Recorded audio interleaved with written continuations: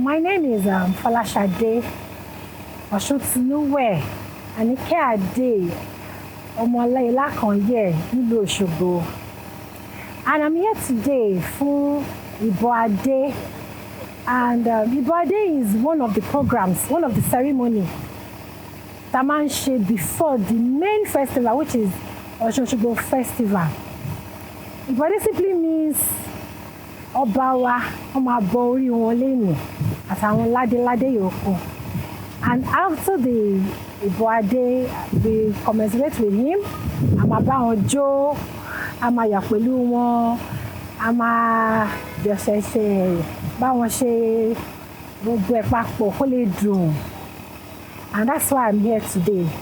I am a rivertee, and I don't know much, but what I know, I am also here to learn more and stay close to my ancestors. I believe gbogbo ẹ̀ máa lọ déédéé fún wa láṣẹ Èdùmàrè. Mo ṣe é pa òrìṣà o.